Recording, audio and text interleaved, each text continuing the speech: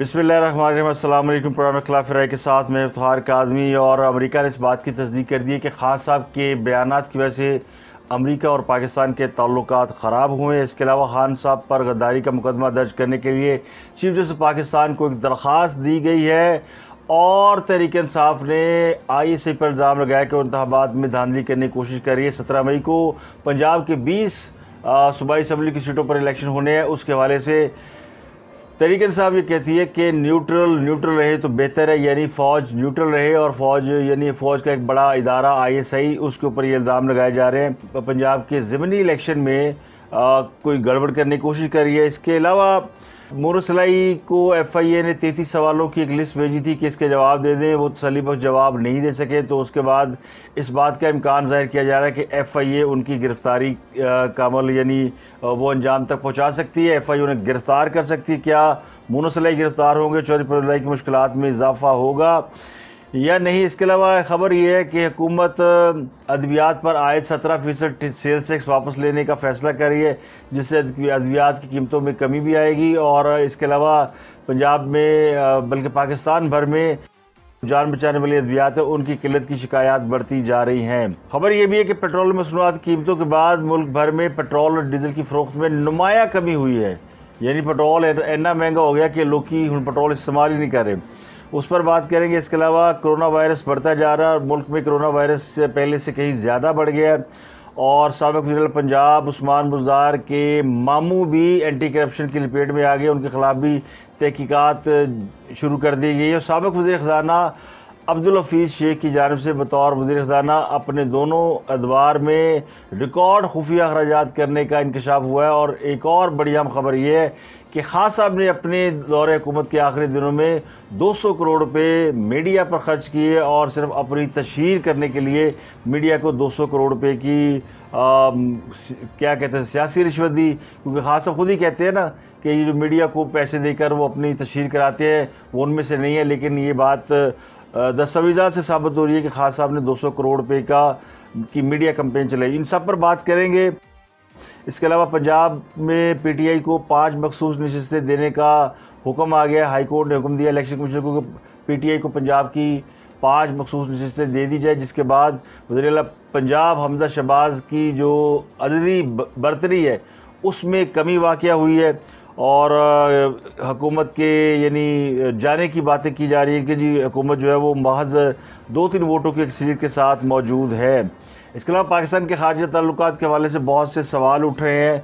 और दुनिया भर में दुनिया के जो बड़े बड़े नुमाया ममालिक हैं उनकी आपस में मुलाकातें हो रही हैं, मीटिंग्स हो रही हैं, सरबराही कॉन्फ्रेंस हो रही हैं, लेकिन उसमें पाकिस्तान क्यों नहीं है?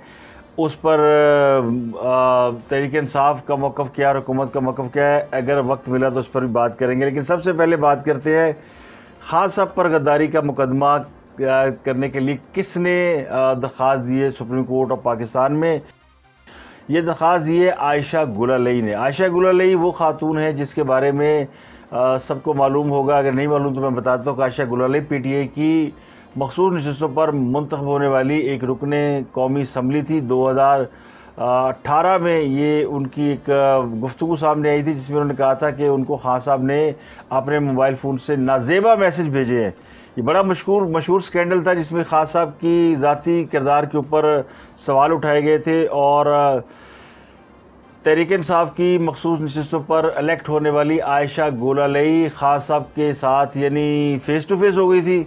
और इस मामले को बहुत उछाला गया और ये कहा गया कि आयशा गुलालई को खान साहब के मुखालिफिन ने लॉन्च किया है।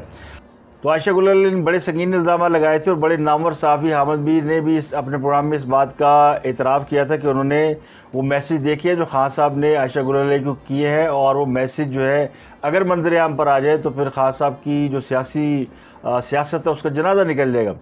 लेकिन ऐसा हुआ नहीं। खान साहब के हवाले से जब भी इस किस्म की गुफ्तगू आती है, उनके नाजेबा मैसेज, उनकी नाजेबा वीडियो, गैर अखलाकी वीडियो, तो ये बातें होती है। लेकिन ये कभी मंजर आम पर इस तरह का कोई एविडेंस नहीं है जिससे कोई इस बात का सबूत मिलता हो कि खान साहब के करैक्टर के प्रोटेबल सवाल जो हैं वो वाकई सही है, दुरुस्त है।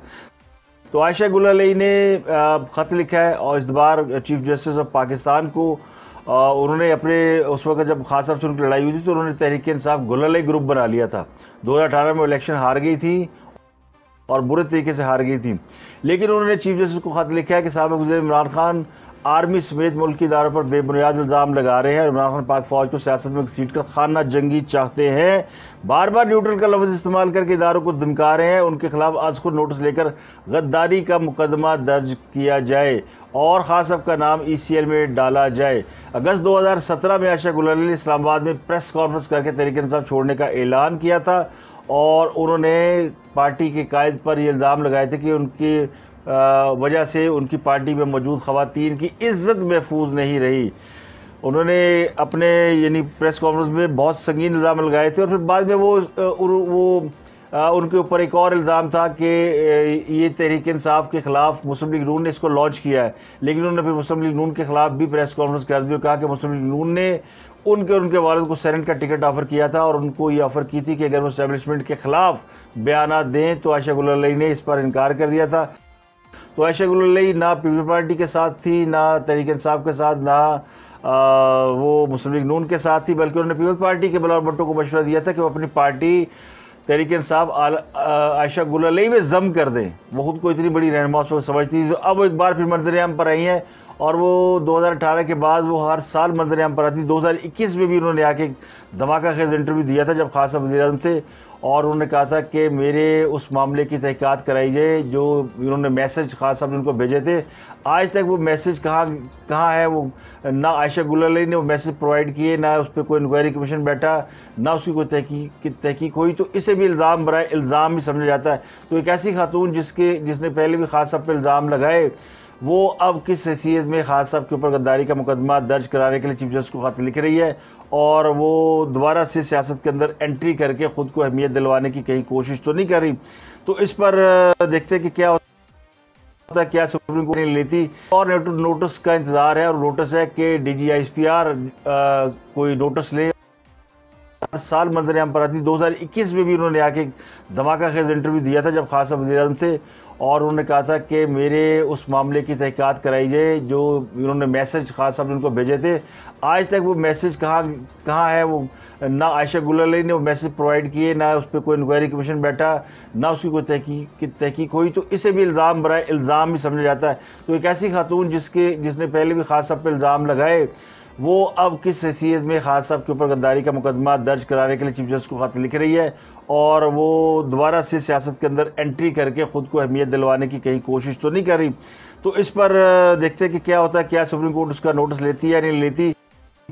लेकिन एक और नोटिस का इंतज़ार है और नोटिस है कि DGISPR कोई नोटिस ले और वो नोटिस बेगम यास्मीन राशिद के उस बयान पर ले जो कल उन्होंने IAC के ऊपर इल्ज़ाम तराशी के हवाले से एक मीडिया के साथ टॉक की थी और उन्होंने ISI के सेक्टर कमांडर का बाकायदा नाम लेकर ब्रिगेडियर राशिद का ये इल्ज़ाम आयद किया था कि वो पंजाब के ज़मीनी इंतखाबात के अंदर वो अपनी यानी कोशिश कर रहे हैं। उन्होंने कोई इलेक्शन सेल बना रखा है। अब ब्रिगेडियर राशिद कौन है, शायद मुझ जैसे कई सहाफ़ी इस बात को नहीं जानते, कम से कम मैं तो नहीं जानता और भी बहुत से लोग सहाफ़ियों से मैंने पूछा है तो बहुत से लोग उनकी इस करंट पोजीशन से नावाकिफ़ है और ना ही किसी इदारे ने किसी भी ऐसे यानी मीडिया के लोगों से रब्ता किया है या उनको इन्फ्लुएंस किया है कि जिससे ये अंदाज़ा लगाया जा सके कि पंजाब में वाकई ISI कोई इस इलेक्शन के हवाले से कोई एक्टिविटी कर रही है। तो बज़ाहिर तो ये लगता है और ये फ़ौज का क्लेम भी है और ख़ुद खासब मानते हैं कि फ़ौज न्यूट्रल हो चुकी है और वो ख़ुद को न्यूट्रल कहते हैं, उन्हें न्यूट्रल नहीं रहना चाहिए। लेकिन उनकी सेंट्रल पंजाब की जो सदर है वो ये कह रही है कि न्यूट्रल को न्यूट्रल रहना चाहिए। न्यूट्रल जो है वो ज़रा न्यूट्रल ही रहे, उनकी बड़ी मेहरबानी होगी। वजह यह है कि हम सुन रहे हैं ये किस्सा कि न्यूट्रल जो है वो न्यूट्रल हैं। हमारे इत्तला के मुताबिक न्यूट्रल नहीं है। और मेहरबानी करके अगर आपका क्या ख्याल है कि हम सारे जो हैं वो बेवकूफ़ हैं और हमें बात समझ नहीं आ रही, हमें बात बहुत अच्छी तरह समझ आ रही है। आप मेहरबानी करके न्यूट्रल ही रहिए। हाँ, सब कहते हैं न्यूट्रल नहीं होना चाहिए था और यास्मीन राशिद कहती है न्यूट्रल होना चाहिए। तो इनका बयान ये है कि इनको पहले बैठकर सोचना चाहिए कि क्या इनका स्टैंड होना चाहिए, क्या वाकई ये चाहते हैं फ़ौज न्यूट्रल रहे या चाहते फ़ौज न्यूट्रल ना रहे। और ISI पर इल्ज़ाम तराशी का मकसद क्या आइंदा आने वाले इंतखाबात को मशकूक करार देना, मुतरादा बनाना, जिसके बारे में अभी से प्रेडिक्शन की जा रही है कि उस इलेक्शन में तहरीक इंसाफ की हो सकता है ज़मानतें ज़ब्त हो जाएं। मैं बहरहाल इससे इत्तेफाक नहीं करता, लेकिन कहने वाले कहते हैं जी किस तरह हो सकता है, क्योंकि जो पंजाब के अंदर है वो अभी मुस्लिम लीग नून का वोट बैंक अच्छा खासा है, और इन सीटों के ऊपर जहाँ पे इलेक्शन हो रहे हैं यहाँ पर ख़ुद तहरीक इंसाफ के रहनुमा ये दावा कर चुके हैं कि इसमें मुस्लिम लीग नून जीत जाएगी या उसे जिताने की कोशिश की जाएगी। तो इस यकीनी फतह को देखते हुए इन इल्ज़ामात को ये गैर मुतवक्किल इल्ज़ामात नहीं है, तो इस तरह के इल्ज़ामात लगते रहते हैं। अमरीकी सेनेटर चार्ल्स शोमर उन्होंने गुफ्तगू की है। ये ना सिर्फ सेनेटर है, ये बहुत पुराने सेनेटर है, बहुत सीनियर सियासतदान है, और इस वक्त सेनेट के अंदर कायदे ऐवान है अमरीकी सेनेट के अंदर। इनकी पाकिस्तान के एक एडवोकेसी ग्रुप से मुलाकात हुई है और उनसे खिताब किया है, और उन्होंने इमरान खान के हवाले से पहली बार किसी बड़े स्टेचर के लीडर ने गुफ्तगू की है, और उन्होंने कहा जी पाकिस्तान और अमेरिका के ताल्लुकात अच्छे नहीं हैं और ये ताल्लुकात ख़राब करने में इमरान खान साहब का हाथ है। इमरान खान साहब के अमेरिका मुखालिफ बयानात से ताल्लुकात ख़राब हुए हैं, और इस बात से अमेरिका खुश नहीं है, और शायद यही वजह है कि अमेरिका और पाकिस्तान इस वक्त डिस्टेंस पे नज़र आते हैं। लेकिन उन्होंने तवक्को ज़ाहिर की कि पाकिस्तान के अंदर हुकूमत बदली है तो मुमकिन है कि आने वाली जो हुकूमत है जिसको शहबाज शरीफ लीड कर रहे हैं वो अमेरिका के साथ ताल्लुकात को बेहतर बनाने में कोई एक्टिविटी करेंगे या उसको बेहतर करेंगे, क्योंकि इस वक्त अमेरिका और पाकिस्तान के ताल्लुकात नई हुकूमत आने के बाद भी उतने आइडियल नहीं है जितने माजी में हुआ करते थे। तो ऐसे भी खान साहब ने काम उठाया और अमेरिका ने पाकिस्तान से ताल्लुकात ख़राब किए थे। एक और बड़ी खबर ये है, वो इमरान खान साहब निजी महफिलों में कहते पाए जा रहे हैं कि जी बाजवा साहब ने मेरा धोखा किया था। कुछ हमारे दोस्त यूट्यूबर हैं, उन्होंने अपने वीलॉग्स के अंदर इस बात का यानी इंकशाफ किया कि इमरान खान साहब ने बाज़ साफ़ी दोस्तों से निजी महफिलों में गुफ्तगू करते हुए कहा जी कि मुझे तो पता ही नहीं था कि न्यूट्रल यानी न्यूट्रल से मुराद उनकी फ़ौज है या बाजवा साहब है, कि बाजवा साहब उनके साथ जो है वो मुखलिस नहीं है, और वो जो बातें उनसे मनवाते हैं वो उनके पीछे उनका नुक्ता नज़र कुछ और होता है। यानी खान साहब बैठे पोलेसन के बाजवा साहब ने उन्हें धोखा देता है। यानी इससे बड़ा मजाक और क्या हो सकता है। खान जो दुनिया का सबसे चालाक आदमी, जिसका एक हफ़्ता न्यूट्रल को बुरा भला कहने में गुजरता है, दूसरा हफ़्ता वो अदालतों को बुरा भला कहते हैं, तीसरे हफ्ते वो शहबाज शरीफ और रजीम चेंज के ऊपर आ जाते हैं और अमेरिकी साजिश भी आ जाते हैं, पंजवें हफ्ते को कहते हैं चलो जी पार्टी करिए, फलां डेट को हम मिलेंगे, वहाँ पे जलसा होगा, वहाँ पे कॉर्नर मीटिंग होगी और पार्टी खेलेंगे। तो इतना होशियार चलाक आदमी, इतना ज़हीन फतीन आदमी, उसके बारे में ये कहना जी वो अपने बारे में कहे जी मुझे तो पता ही नहीं चला कि मेरे साथ धोखा हो गया और बाजवा साहब ने मेरे धोखा देता और मेरे साथ तो यानी वो इस किस्म की बातें, यानी वो अपने को मासूम जाहिर करने की कोशिश कर रहे हैं। वो अपने लोगों को जस्टिफाइड, क्योंकि लोग उनके कहते रहे खासा तर पता ही नहीं लगा कि ताड़ी हुकूमत जाने वाली है। अब एक तरफ खास साहब कहते हैं जी मुझे पता था, जून से पता था मेरी हुकूमत जाने वाली है, और दूसरी तरफ वो ये यानी क्लेम कर रहे हैं कि मुझे तो पता ही नहीं था कि मेरे साथ बाजवा साहब धोखा कर रहे हैं, मेरी हुकूमत चली जाएगी, यानी एडे तुसी नोने का के।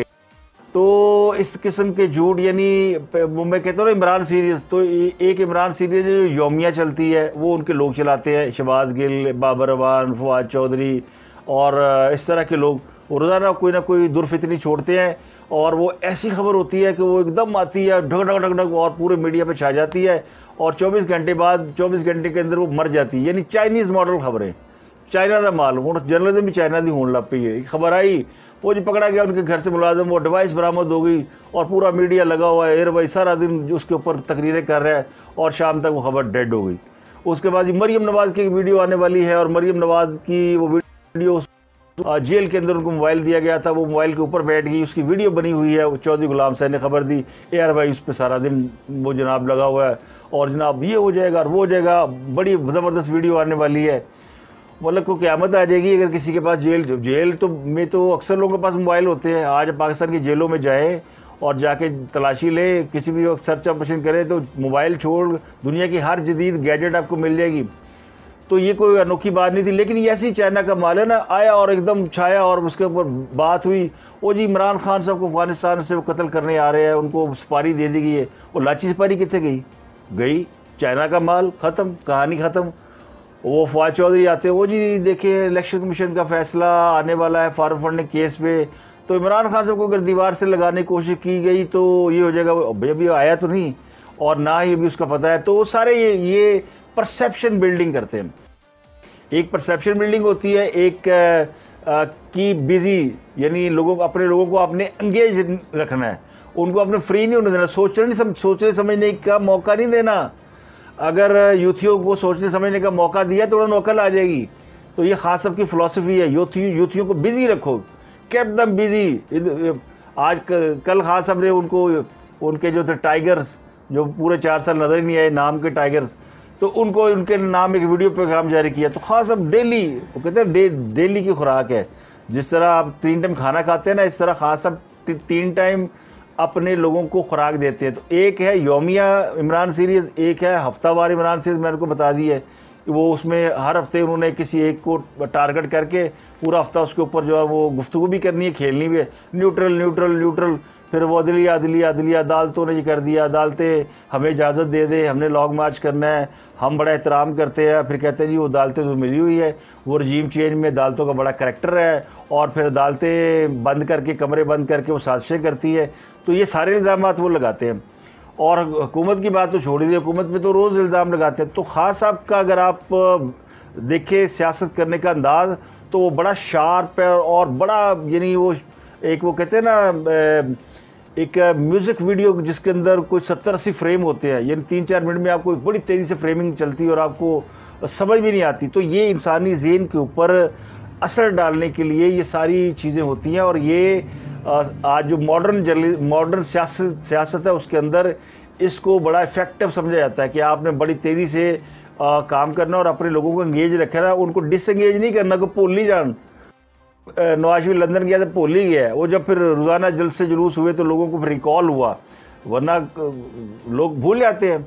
जब नवाज शरीफ जलावतन हुए थे और कई सालों तक नवाज शरीफ की जमात का नाम ही नहीं था, कोई एक्टिविटी नहीं थी।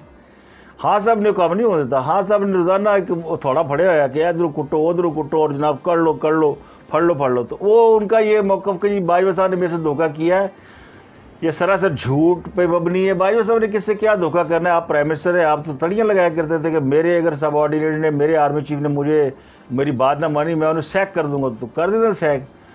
तो ये सारी जो ना वो अपने लोगों को बताने के लिए कि देखें मैं आपका लीडर तो इतना सादा है, उसको पता ही नहीं था। तो यूथ ही अब इसको बाई कर लेंगे कि हाँ उन्हें तो पता ही नहीं सीगा कि जनाब बाजवा साहब कर रहे हैं। अब देखें उनका उनकी हैमरिंग का रिजल्ट क्या आ रहा है। हाँ साहब ने अभी एक सर्वे आया, गैलप का सर्वे है, उसके मुताबिक पहले कोई 50% के करीब या 50 से कुछ कम थे, 57% थे जो समझते थे हुकूमत महंगाई की वजह से गई है।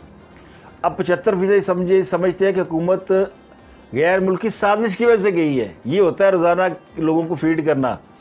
एक तो लोग की तांगा ने महंगाई, तो उन्होंने समझ नहीं आ रही साढ़ा होया कि है हुकूमत चेंज हुई है, तो हुकूमत ने एकदम मुल्क बचाने के लिए जो फैसले ले लिए हैं वो लोगों के ऊपर बर्क बन के गिरे हैं। अब लोग वो देख रहे हैं कि ये तो वाकई इमरान खान ठीक कहता सी है, तो महंगाई बड़ी ज़बरदस्त होगी, इनको तो ये बड़े तजर्बाकार लोग थे, संभाल नहीं पा रहे। दूसरी तरफ वो कह रहे हैं जनाब के देख रहे हैं कि इमरान खान जी गल कर रहे हैं तो फिर साढ़े तो मतलब अमरीका तो कहते महंगाई हो रही है। और ये थ्योरी बड़ी बिकती है। मैंने को पहले बताया था हमारे रीजन में एंटी अमरीका बहुत बिकता है, अफ़गानिस्तान पठानों के अंदर, और गैर तहमीयत और एंटी अमरीका एंटी मुस्लिम, ये बहुत बिकता है। और उन्होंने 2 महीने में इसको इस्टेब्लिश कर दिया है और उन्होंने इसको गेन कर लिया। मैं ये नहीं कहता कि इसको अपने वोट में ट्रांसलेट कर रहे हैं कि जिससे वो इलेक्शन जीत जाएंगे, लेकिन उन्होंने अपने लोगों को या अपने लोगों के अलावा जो एक वोट होता है जिसे हम कहते हैं ये खामोश वोट होता है, ये ज़्यादा एक्टिव नहीं होता, ये इलेक्शन के मौके पर एक्टिव होता है, तो वो वोट भी कहीं ना कहीं इन्फ्लुएंस हुआ है और ये रायमा बदली है। मैं ये नहीं कहता ये रायमा गलत है, ये हो सकता है बिल्कुल सही हो, क्योंकि ये लगता है ऐसे ही है। अब जिन लोगों के ज़हन इतने पुख्ता नहीं है वो बेचारे रोज़मर्रा की चीज़ें देख के, अब तो यूट्यूबर इतने माशाल्लाह हर कोई अपनी बात बात की बोली बोल रहा है और हर कोई हैमरिंग कर रहा है कि ऐसे नहीं है, जो पागल हो गए लोग की, ओदी गल सुनिए। और फिर चस्का प्रोग्राम, अब वो एक लोग अपने वीलॉग्स के अंदर चस्का इतना डालते हैं कि वो चस्का लेने के चक्कर में पूरा प्रोग्राम देख लेते हैं और इशू होता कुछ नहीं है और वो कहानी निकल जाती है। तो कहानियाँ बयान की जा रही, जो असल खबरें हैं ना वो आपको बहुत कम मिलेंगी। इसी वजह से ये जो मैस क्रिएट हुआ है और लोग डोमिनेट कर रहे हैं। अगर लोग अपने आप को टाइम दें और चीज़ों को हालातों वाक़यात को समझें तो फिर बहुत सारी चीज़ें उनके ऊपर खुल जाएंगी, उनको समझ आ जाएगी कि हो क्या रहा है। तो इंडिया में एक सहाफ़ी को गिरफ़्तार किया गया जिसका नाम है मोहम्मद ज़ुबैर। उनको तौहीन मज़हब और इश्तिहाल अंगेज़ी के ज़ुबान में इल्ज़ाम में गिरफ़्तार किया गया है। भारत के मरूफ सहाफ़ी है और वो फेक न्यूज़ चेक करने और आवाम के दरमियान इस बारे में बेदारी फैलाने के हवाले से मशहूर सहाफ़ी हैं। पिछले दिनों भारतीय जनता पार्टी की साबिक़ तर्जुमान नूपुर शर्मा ने एक टीवी प्रोग्राम में गुस्ताखाना बयानात को मंजरेआम पर यानी जो उन्होंने किया था उसको मंजरेआम पर ये लेकर आए थे और फिर ट्विटर के ऊपर उन्होंने इसके ऊपर ट्रेंड चलाए। तो इनके हवाले से इंतहा पसंद हिंदुओं की जानिब से ये मुतालबा सामने आ रहे थे कि इनको पकड़ा जाए, इन पर मजहबी जज्बात को ठेस पहुँचाने के इल्ज़ाम में मुकदमा दर्ज किया जाए। तो इनकी गिरफ़्तारी हो गई है। इनको दिल्ली स्पेशल सेल में तफ्तीश की गर्ज से बुलाया गया था और फिर वहाँ इनको गिरफ़्तार कर लिया गया। 2020 का उन पर पुराना केस डाला गया, केस नया डाला, केस इन पर को पुराना डाला गया। ये बताया जी कि उस केस में इन्होंने ज़मानत कबल गिरफ़्तारी जो है वो ले रखी थी, लेकिन अब उनको गिरफ़्तार कर लिया गया। दिल्ली पुलिस की तरफ से बताया गया जी कि मोहम्मद ज़ुबैर के ख़िलाफ़ माकूल सबूत होने की वजह से इनको गिरफ़्तार किया गया है। यानी कहानी ये नूपुर शर्मा वाली है और करंट जो वाक़या था, लेकिन किसी पुराने मुकदमे में गिरफ़्तारी उनकी डाली गई। इस पर दुनिया भर की सहाफ़ी बरादरी और इंसानी हकूक़ की तंजीमें इसके ऊपर एहतजाज कर रही हैं। आ जाते हैं उस खबर के ऊपर जिसके बारे में मैंने आपको बताया था, इमरान खान साहब के हवाले से एक 200 करोड़ का स्कैंडल है और ये खबर ब्रेक की है। समा टेलीविज़न ने और समा टेलीविज़न ने दावा किया है कि इमरान खान साहब ने अपनी हुकूमत के आखिरी दिनों में अपनी तशहीर के ऊपर 200 करोड़ रुपया ख़र्च किया। ये पैसा उन्होंने मीडिया को दिया और इसकी कैंपेन लॉन्च की गई और फवाद चौधरी इसके हेड थे। हाँ से बड़े दावे करते थे और मीडिया के इश्तिहार तो उन्होंने बंद रखे जब वो, और मीडिया को उन्होंने बिल्कुल कॉर्नर रखा ताकि उनकी हुकूमत के ऊपर बात न कर सके और मिन्नता कर दे रहे जनाब सानू इश्तिहार दो सानू। और यही हुआ, हाँ साहब के दौरे हुकूमत में मीडिया के ऊपर इतने यानी कदगरने लगाई गई और इतना उनको फाइनेंशियली नुकसान पहुँचाया गया कि मीडिया जो है वो सर्वाइव करना मुश्किल हो गया और कई चैनल खास साहब के दौर में हुकूमत में बंद हो चुके हैं। कई अखबारात, कई चैनल अगर आप उठा के देखें तो फाइनेंशियल क्राइसिस की वजह से वो बंद हो चुके हैं।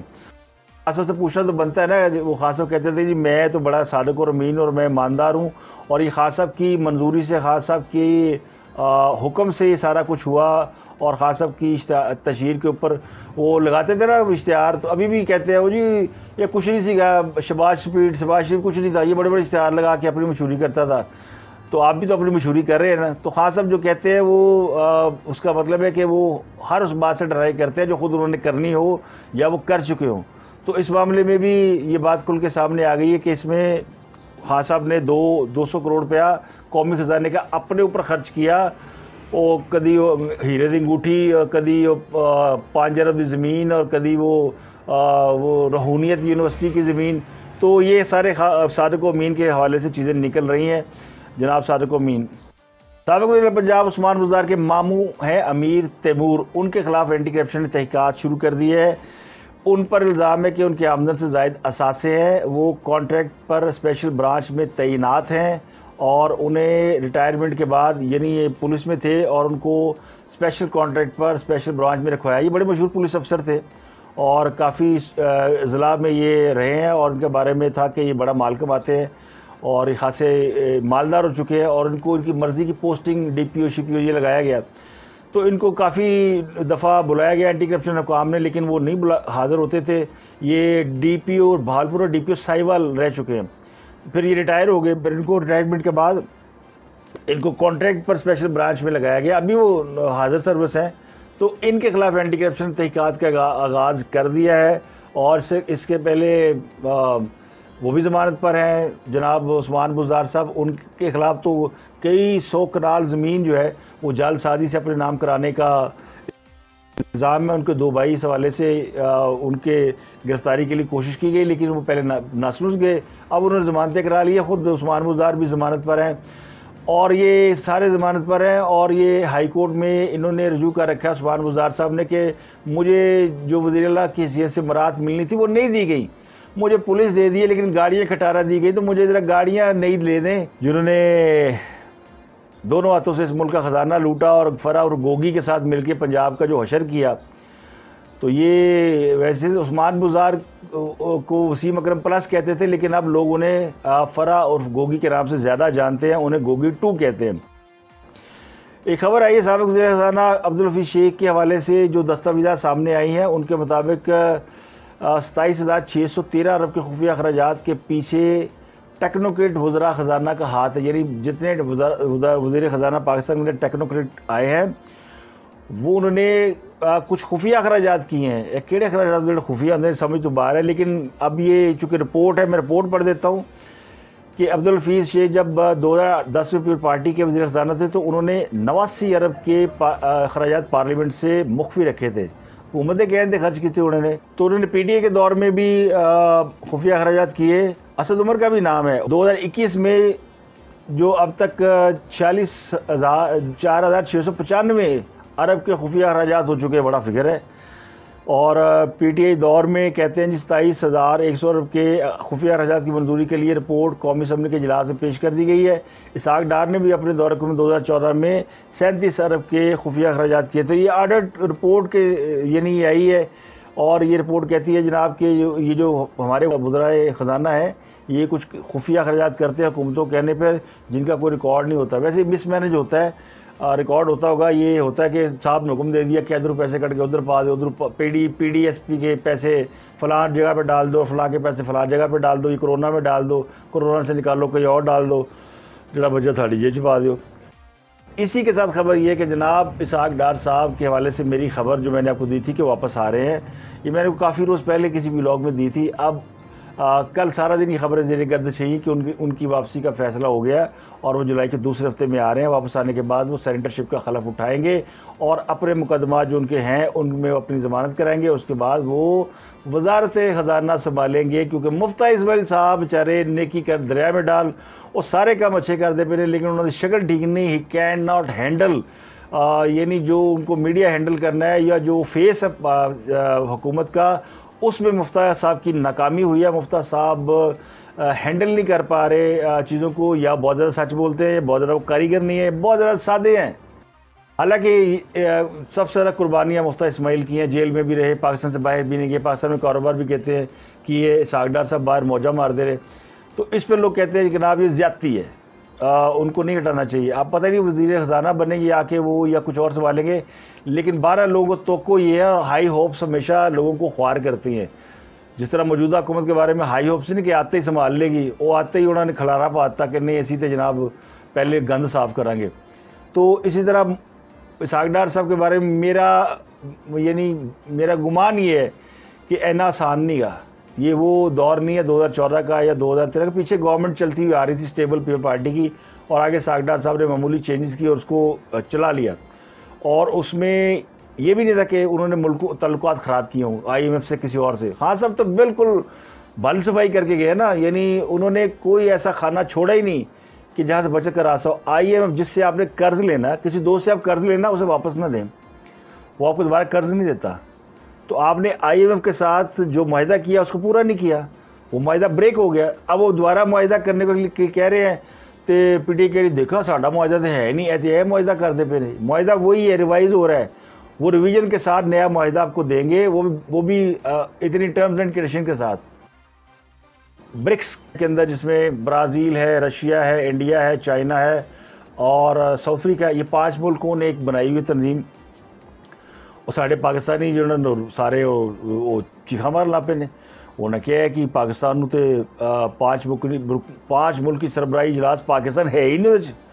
दुनिया भर की जो ममालिक हैं उसमें वो पहुंच गए, ईरान, नाइजीरिया, फलाना फलाना, सारे छोटे मोटे, पाकिस्तान नहीं आया। तो जनाब यूथिए कह रहे हैं देखा ये इम्पोर्टेड हुकूमत है इसलिए इसको नहीं बुलाया गया। ओ भाई, ये जो आप पूरी हमारी जड़ें काट के गए हैं, हमें नई फसल उगाना पड़ रही है, वो तल्लुकात बहाल करने में बड़ा टाइम लगना है। ये जो ब्राज़ील, रूस, भारत, चीन और जमहूरियत अफ्रीका का ये जो अपना बना है अलायंसेस, ये तरक्की पजीर ममालिक का ग्रुप है। इसमें ब्रिक्स ये आलमी आबादी का 41% है। ये यानी समझ लें कि ये पूरी दुनिया का अराउंड 50%, 41% है। ये सबसे बड़ी मार्केट है जो उन्होंने इकट्ठी की है। जैसे G7 को 26% है पूरी दुनिया का। दो बड़े यानी इनमें अगर आप शामिल हो जाए तो आपकी ट्रेड और आपका जो यानी मामला था वो बड़े दुनिया के साथ बेहतर हो जाते हैं। ये 24 जून को इजलास हुआ था, इसमें 2 दर्जन गैर रुकन ममालिक के रहनुमाओं ने शिरकत की थी, पाकिस्तान नहीं सीखा। अब ये कहते जी देखें जी चीन हमारा दोस्त मौजूद था तो पाकिस्तान नहीं है, और रूस के साथ हमारे ताल्लुकात अच्छे तो वो नहीं है, तो इंडिया मौजूद है। और इंडिया देखें वो उसने हमें जो है वो आगे निकल गया। अब इससे आपको अंदाज़ा लगाया कि इंडिया अगर ब्रिक्स में है और चाइना और इंडिया दो बहुत बड़े आपस में रवायती दुश्मन, वो बैठ सकते हैं, वो 5 मुल्क इकट्ठे हो सकते हैं, चीन और इंडिया इकट्ठे हो सकते हैं, पाकिस्तान नहीं किसी ने ताल्लुक अच्छे रख सकता। और पाकिस्तान इसराइल के साथ दोस्ती करने जा रहा है, कोई नहीं करने जा रहा। सऊदी अरब जो है वो सिक्योरिटी के हवाले से अरब ममालिक और इसराइल में एक वायदा होने वाला है, जिसमें वो आएंगे, जो बाइडन सऊदी अरब का दौरा करने वाले हैं, उसके बाद इसको नई शक्ल दी जाएगी। ये एक ब्लॉक बन रहा है, ये 5 रुकनी एक ब्लॉक है। हाँ सब रूस चले गए सन और फिर रूस जाके किया कराया कुछ नहीं, या तो किसी ब्लॉक में चले जाते ना, या पता चलता कि हम भी ब्रिक्स का हिस्सा बन गए। तो पाकिस्तान की चूँकि दुनिया में पाकिस्तान ने अपने ताल्लुकात को, पाकिस्तान ने इमरान खान ने पाकिस्तान के ताल्लुकात को इतना डैमेज कर दिया कि अब इसको भरने में टाइम लगेगा। हो जाएगा, परेशानी की कोई बात नहीं, लेकिन इसको पॉलिटिकली ये कहना जी कि देखें वो छोटे छोटे मुल्क आगे हमें नहीं बुलाया, चीन के साथ हमारी को, चीन नाराज़ है आपसे। चीन आपसे नाराज़ है कि आपने उसने जो आपके साथ वायदे किए आपने उठा के IMF को दे दिए। ये ऑन रिकॉर्ड है, ये तो यानी डॉक्यूमेंटेड बात है, इस बात पे नाराज़ है। और चीन जो है वो यानी अभी हुकूमत आई है तो चीन का उन शहबाज शरीफ आ गए फ़ौरन बुला लो। तो शहबाज शरीफ ने तो अभी तक चाइना का दौरा भी नहीं किया। तो जब तक ये चीज़ें सेटल नहीं होंगी चीन के साथ, सऊदी अरब के साथ मामला काफ़ी हद तक बेहतर हो चुके हैं, तो चीन के साथ भी एक दफ़ा आपके मामला ठीक होंगे। चीन ने आपको कर्ज़ दिया, वो कमर्शियल बैंकों ने दिया, ये सच है। उसमें चीन की अपनी नाराज़गी अभी तक बरकरार है, जो मुझे लगता है। इसलिए वो चीनी इन्वेस्टर देखे ना, वो शिकवा करते फिरते हैं। तो बहरहाल इस पर भी ये ज़ाहिर है हुकूमत बड़े जब ये फैसले कर रही है तो फिर उसको भी इंशाल्लाह इसको देखेगी। तो आज के लिए इतनी खबरें, इतना ही है। आपसे मुलाकात हो अगले व्लॉग में। अपना गिरदोनवा के लोगों का बहुत ख्याल रखिए।